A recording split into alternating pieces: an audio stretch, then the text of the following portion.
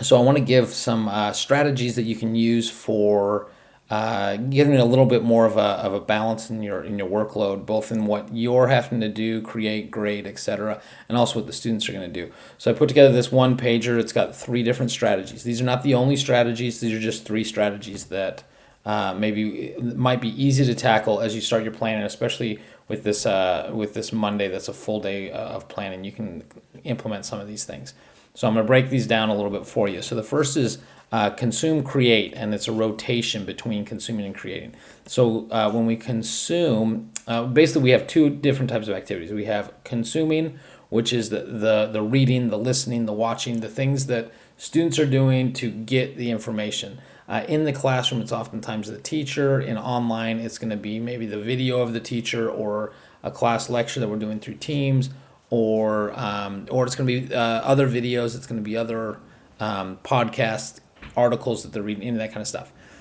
So that's the consuming. The creating then is what the student does. Perhaps they're recording a video of them speaking or writing an essay.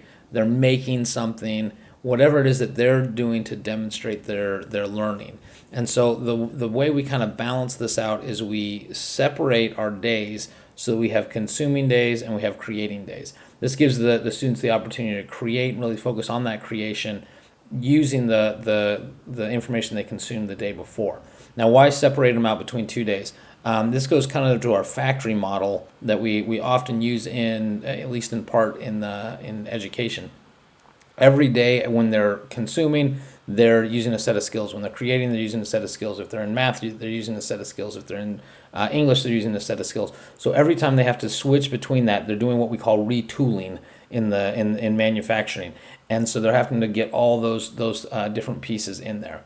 We want to have the students be more consistent in what they're doing so they can consume all and then convert that to creating, and they're not switching between. We do that in the classroom, but we also have an expert that's leading that. So it's very different in more online individual environment. Okay, so the next is compliance.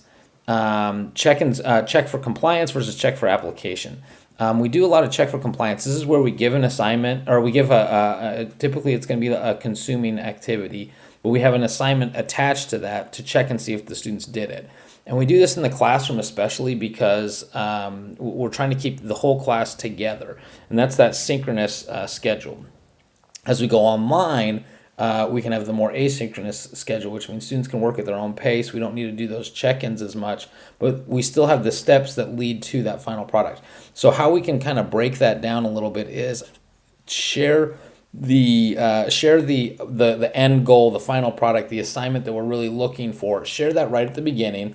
Outline the next steps that the students are going to be doing to get to that point, and then we put a deadline on there. Now you can have them, do something simple that's like seeking for feedback if they need feedback or anything like that. But you should be able to drop some of those compliance assignments to lead to that bigger piece so that the students can keep moving forward but not be bogged down by all the little breakdown of assignments. Now, a bonus tip on this, and if you're interested, I'll explain more of it in a separate piece, is there's a way in Schoology to create basically a grade scale that gives feedback rather than grades. And that's a great tool to use so that you're not grading things, you're just giving quick feedback. All right, last one is creating a bigger student-teacher partnership. So in this age where we have a lot of people telling us what to do, things are being canceled, we're told to stay in our homes and whatnot. This is a great opportunity to give students voice, and whether that's voice in the way that they are presenting their knowledge, or even the knowledge that they're receiving, any of those pieces to have the kids have some voice in this learning is going to be a great tool.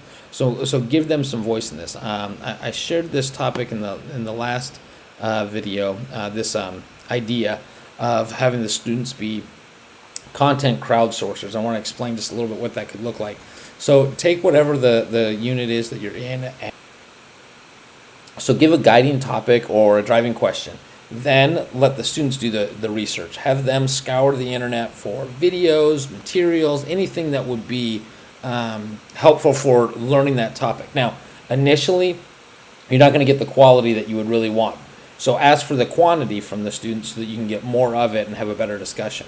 Then in your class discussion, you talk about those different things. So you might prep some of the kids to share theirs in the class discussion. You might have some that are sharing online.